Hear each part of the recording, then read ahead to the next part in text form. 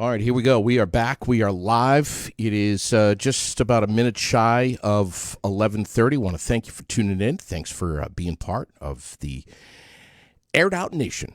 We appreciate your eyes and your ears. We're live from North Main Street in Barrie, the home of Retirement Vermont, along with our sponsors, the Central Vermont Chamber of Commerce, Barrie Area Development, FGB Theaters, Aeromed Essentials, Vermont Custom Woodworking, and the Barrie Montpelier Times Argus. It is an absolute pleasure to have you on board.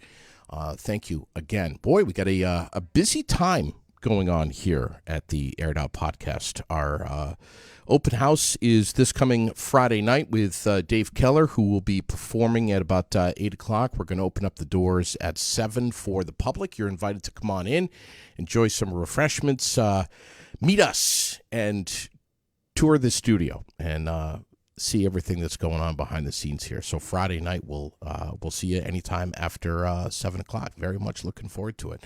I have two very special ladies who are right next to me right now. This is a huge mouthful here, but I'm going to try. Here we go. The Department of Vermont American Legion Auxiliary President, Francesca Massey. Yes. I got that one? You got it right. Oh, yeah. And the National American Legion Auxiliary President, Kathy, help me out here. Daudistel. Daudistel. Yes. I'm so glad you said that because I was going to completely butcher it. It is an absolute pleasure to have you both in here. Thank you for having us. Yeah, we got the, how did we, Francesca, how did we get Kathy here? What did we have to do to make this happen? Well, it was a big process having to plan the national president's visit. Yeah. It took a lot of behind the scenes teamwork, a lot of phone calls, a lot of changing times and dates, but we did it. And here she is. her plane was delayed, but we ended up getting her on another one, and she came, and we were happy, and we had our signs ready for her at the airport, and we went. Fantastic. And so you, Kathy, you've been in Vermont a couple of days now. Yes.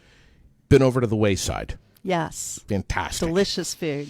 So the food's pretty good over in Kentucky, too. You guys know how to barbecue and all that stuff over there, right? Barbecue and Kentucky Fried Chicken. Yes. Yeah. Right.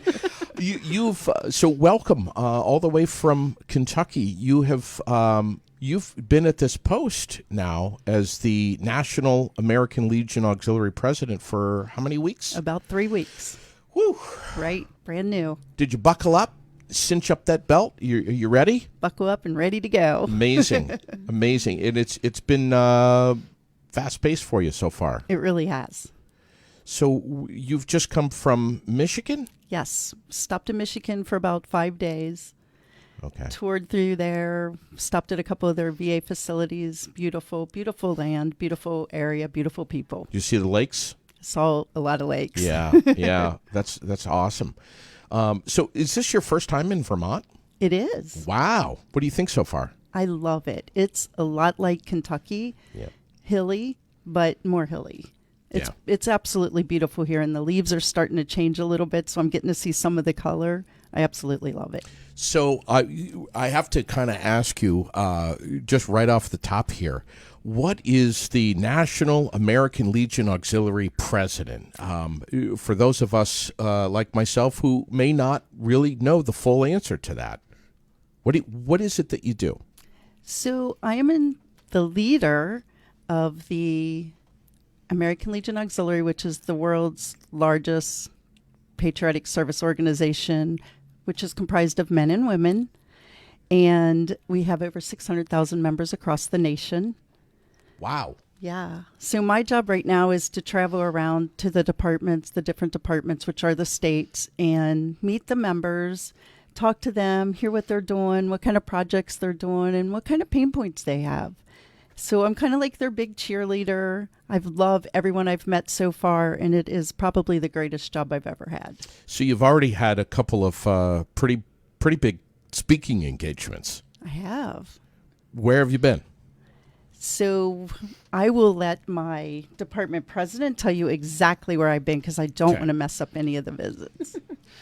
Well, we went to Montpelier, Unit 3, located on Main Street there, and we had dinner, and She got to meet and that's my home unit. Yep. We are considered District 3 here, so we kind of been in the District 3 area. So we have Barry Unit 10 today. We went to Waterbury Unit 59 last night for dinner. Let's see. I'm trying to remember. Yeah, we've had lunches, meet and greets with Linden Unit 30. We have Arlington Unit 69 this week. We have Bennington. We'll be meeting some of the Unit 13 there. So we have a long list of units. You're keeping her moving around. Mm-hmm. She hasn't had time to really sit and watch too much TV. No, not really.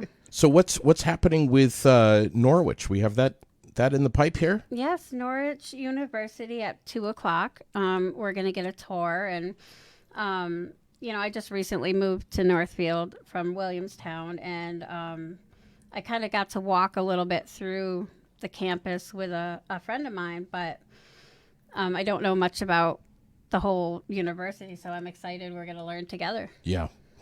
And then you're going to stop off in Randolph at some point? Yeah, we have, so we're going to be going to the Veteran Cemetery. We're also going to Rutland. And then we will be doing Bennington, the VA hospital. We're doing My President's Project, Vermont Paws and Boots. Wow. What is that? I want to ask you about Windsor, but let's talk about Paws and Boots in Bennington. This is tomorrow, right? Yes. So every department president picks a project. As you remember, Karina Coulson was on her flight. Yes. I love animals. I also have PTSD, so I understand, the issues from that. And I wanted to pair them together. Yeah.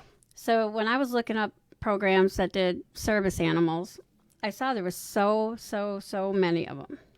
And I picked Vermont Paws and Boots because they go a step ahead. They not only pair a service animal with a veteran or a first responder, but they also they train them together. Sure. So instead of just taking a trained dog and handing it over, yeah, they bond while they're being trained. Huge process. Yes. And it melted my heart, Yeah. And we had our DEC meeting in July, and I actually got to meet some of the veterans and some of the service dogs. And, oh, man, Yeah. they're amazing. Tremendous stories that unfold from that partnership between man and beast, isn't there? I have a friend who's a veteran who has two service dogs, and they've just been kind of a lifesaver in many ways. So that's wonderful. Kathy, you going to be speaking at this? I'm not really sure if I'm going to be speaking or not. If they give me the opportunity, I will, of course. Yeah. And it's heartwarming to me as well. We discovered when we met we met in National Convention, but we really got to talk here. Sure. That we both have a love of animals, a huge love of animals. Yeah. And I told her that my sister, who is department president of the auxiliary in Kentucky, her project is about the same. Hers is helping veterans one paw at a time. Same thing. No kidding. So I'm very excited to see this facility and to see how it is different from our facility in Kentucky. And I think it's going to be an amazing experience. Fantastic. Yeah. And kudos to Michelle, right, for kicking this off. So she's actually trying to make her facility bigger. Who is this again, Michelle? Michelle LeBlanc, Okay. yes. She was an officer, and amazing lady. So fun to talk to, so fun to be around. And they're looking to get a bigger facility. So I'm looking to raise as much money as possible for them to help them reach that goal to get a bigger facility. Fantastic. Yep. Tickets are available. Yeah. How do we get them? Okay, so I have tickets personally, so you can contact me. My name, Francesca Check at yahoo.com. You can email me and I can get up with you. Or you can send a check to the American Legion headquarters for the auxiliary. So American Legion Auxiliary Headquarters, and put in the memo President's Project, and you can donate. And we have tickets that we could fill out with your information and send you the stub, or you can actually, if you're close enough, stop down at headquarters and purchase a ticket there. Okay. And if you have any questions, and you're right here locally in our community, stop into Post 10, and they'll have some info for you to be able to. Yeah, so I have flyers that are going out now about them. We have tons of prizes for the raffle tickets. And if you don't want a raffle ticket and you just want to donate, like I said, just send it right to headquarters and they'll collect it, and let's raise as much money as we possibly can for them. Awesome. What about what's happening in Windsor? That they're having a dinner tonight, right? Yes. You're going to be part of that, Kathy? Yes. Woo. I know. It's awesome. And that's Unit 25? Mm-hmm. Okay. Yep. Are you going to be speaking at that? I am going to be speaking and eating. Yes, good. We've been eating a lot. Good. And you mentioned Arlington, the veterans home. Oh no, Arlington. We're going to Unit 69 for the banquet is what we have. So we have a bunch of dinners, but then we have one main big, formal banquet. Sure. And will you be stopping at the veterans home? Yes. Down there in Bennington, right? Bennington, yes. Okay, so that's another engagement. Wow, my goodness, there's a lot happening here. You just got a chance to do kind of one of the ultimate things in Vermont. Tell me about it. So we went to the local corn maze. Yeah, it was a lot of fun. We actually got out of it, but there was shocking. But there was so many cool little twists and turns to it, and every time you turn, there was a dinosaur here or something. Yeah, something. It was incredible. The people there were wonderful. And we got to pet some goats. Oh, that's great. That's great. Yes, in one little corn maze trip, she was put in jail, eaten by a dinosaur, and stuffed in a bear cage. All within like an hour's time, right? Yeah, her first day in Vermont. Amazing. We already did that to her. Yeah, Mike Boudreau and the family up there, they do a great job at the Great Vermont Corn Maze up in North Danville. So what's next? My gosh, you're going to shift gears out of Vermont in a couple of days and hop another jet. And I will be spending the whole weekend in Ohio for their School of Instruction. Huge state. Very huge. Yeah. Wow. So what are you going to do there again? Well, I'm going to attend their School of Instruction, which is where the auxiliary gets together to learn about all their programs. And I'll get to talk about my focus for this year, too. Wow. Wonderful. Mel McKnight, right here at Barry Unit 10, is a guy that's so engaged with us over here, always letting us know what they're up to, what they're doing, how they're involved with the community, which I think is something that we need to say maybe more frequently, is that we need to get our auxiliary units make sure that the community is well aware of what they're doing, what they're involved with, and to do more for our veterans. I think is a constant here that we're always kind of pushing on this podcast. We have World War II veterans that we're losing at a staggering rate here in the nation. We need to be talking with them. We need to engage with them. We need to bring their stories, if they're willing to share, to light and make sure that they're recognized and not forgotten. And I think you help with this because I know that you've interviewed a World War II veteran not too long ago. I did. Yeah, I was actually over at Barry Unit 10, very briefly. But we're hoping to get one right here. I think it was Clyde, wasn't it? You didn't expect to be interviewed here, did you? No. No, you can ask me anything. But yeah, I would just I'd love to get a World War II vet to be sitting right there in that chair someday it'll happen. And we would love to hear their stories because they have incredible stories, and a lot of their stories are filled with a lot of pain that they don't really want to talk about. That's but right. It's healing to talk. Right.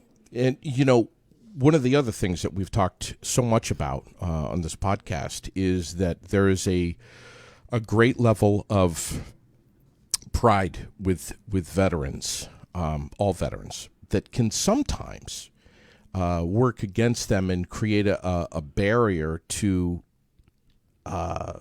reaching out to their community and getting the help that they may need and maybe not even recognize that they need. But it's so important to not only thank them for their service, but also extend a hand and say, how you doing? Do you need help? And point them in the right direction to get services. And there's so many here in Vermont. And it's funny you say that because that focuses on her President's Project focus this year. We want to talk about that? Do tell. Great.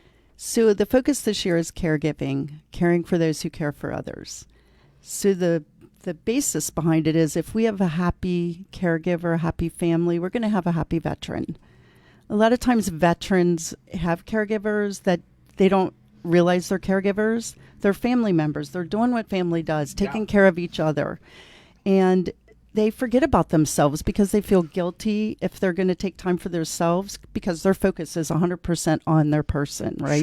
Sure. So we want to recognize that there are caregivers, maybe help them recognize that they are a caregiver. My mom was a caregiver for years for my dad. I did not realize it until we went into the hospital. Yeah. And she still doesn't admit that she is. Yeah. But if we can focus on that caregiver, let them know there's resources out there to help them, and there's people out there to help them. Auxiliary members, it's our mission, taking care of others. Sure. So what better way to do that than caring for those who care for others? Yeah, and it goes so far beyond the dinners and the yard sales and any kind of benefits or fundraisers. This is the day-to-day stuff. Right. This is the Sunday night at 11 o'clock stuff that we're talking about. Just being a good neighbor, a good family member, a good citizen, and making sure that our veterans are being taken care of, even if it's on an extreme grassroots level. Mm-hmm. Mm-hmm. That's Do you feel that? I know this is kind of a broad question, but just across America, are veterans being taken care of enough? I believe there's always more that we can do for our veterans. And I believe there's a lot of people out there that are stepping up to the plate and helping. Yeah.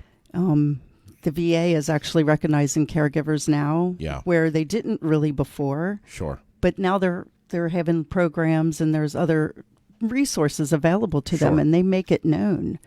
So they recognize the need for caregivers. There's 5.5 million unpaid caregivers in this world. Do you know how much money the VA is saving by having these unpaid caregivers? Isn't that amazing? It's incredible. It's breathtaking, that amount. Well, even in civilian life, I mean, there's there's a mental health crisis in America. There's a homelessness crisis in America, and then throw veterans into the mix, and that's even more so. And people taking care of people, that's what we're about. That's what America was founded on, right? Yeah, absolutely. You don't have to Google far to see, and certain states are more severe than others, but there are homeless veterans in every state in America, and flat out, it's just unacceptable. It is. Totally. In a country like America, homelessness is unacceptable, period. Yeah. We have the resources. But especially a veteran. And especially we know that a veteran. We know that mental health works into the equation here and is definitely part of the puzzle, which is very complex. But, if you see a veteran that looks like they need help them out, even if it's a cup of coffee. Absolutely. Right. Or point them in the right direction. Make sure that they know where their VFW is, their American Legion is. I mean, Chuck Barney and Ron Tallman, Mel McKnight. These are key players here in our community. But we have many across America, and it doesn't matter what state you're in. How are things in Kentucky over there with regard to caring for veterans? We have the same issues as every other state. I feel like everywhere is getting better. We have more and more people that are recognizing it. And like you said, all you have to do is reach out. And there are so many proud veterans that don't want to ask for help. But even by just reaching out and buying a cup of coffee, you can start a conversation or letting them know where their local VFW or American Legion post is. Sure. Start the conversation. Exactly. Without offending them. Exactly. Where were both of you on September 11th? What did you do? What was your day like? Actually, mine's a little saddening. I'm from New York City. Yeah. Oh, you are? Yes. I was actually in New York City. I was going to actually visit somebody at the Twin Towers. And I had a friend who lived in Connecticut who suffers from mental illness. And he called me and he was threatening some not so nice things. So I left to go take care of him. And I missed being in the building. But, when a friend calls me and needs me, I'm there. So, being from New York City, it hits hard, really hard for this. But my husband, we just got married in July, and he lives in Vermont, and he was a fireman here, and he was one of them that went from Vermont to help take care of what needed to be done from the first responders. I remember that well. Mm-hmm. When Vermont was deployed. Wow. Mm-hmm. That's pretty profound. Didn't know that. Wouldn't have known that without asking. Mm-hmm. That's amazing. What about you, Kathy? I was actually at work. We didn't have access to television, radio, or anything, and my daughter had called and said something bad's happening in New York. Yeah. And I mean, people were getting up from their desk, running to where the TVs were and the radios were. Sure. And I think we all just sat there completely stunned, just completely stunned. What was your day like this past September 11th? You're only a couple of weeks into your post as the National American Legion Auxiliary President. What was your day like? What did you do? I actually did something really nice. We have a friend who was inducted into the Kentucky Veterans Hall of Fame. And the ceremony was that morning. Wow. And the bagpipes came and they did a special moment of silence for the 9/11 victims as they were inducting these men and women into the Kentucky Veterans Hall of Fame. No kidding. Yes, it was really something nice. Else. Mm-hmm. How can folks contact each of you if they want to either post some questions or obviously, we always say, post your comments and your questions up right here. But how can folks, are you approachable, I guess is what I'm kind of leading toward. Well, I think I'm approachable. But ALAforveterans.org. And you can, since probably no one can spell my last name, just do a search for the president, the American Legion Auxiliary President. And I am more than happy to answer any questions or chat with you at any time. And on Facebook too? Yes, on Facebook as well. We have a Facebook page, ALA National President. Okay. Easy. Yes. And Francesca? You can find me on Facebook under Francesca Massey. There's two Francesca Massey Facebook page. Do not go to the one with the SOAMC one. That is my motorcycle club, and I keep that separate from my American Legion Auxiliary. Okay. I was almost afraid what you were going to say. All right. Well, no, I just, because I have to keep them separate. There's so many people. And Facebook only allows you to have so many friends. Right. So, and then, or you can get me at, which would have my maiden name, Francesca Check, FrancescaCech @yahoo.com. Okay. Thank you both so much. Could I just say one more thing before we stop, please? Course. I just want to give a message out to all our veterans who might be listening that we love you, we are here for you, you matter, and that we are now here to serve you. Thank you for your service. And I agree 100% with her. And I also want to say thank you to all the auxiliary members who are out there doing the work and helping take care of our veterans. Yeah, Yes. it's literally a boots on the ground effort, and Absolutely.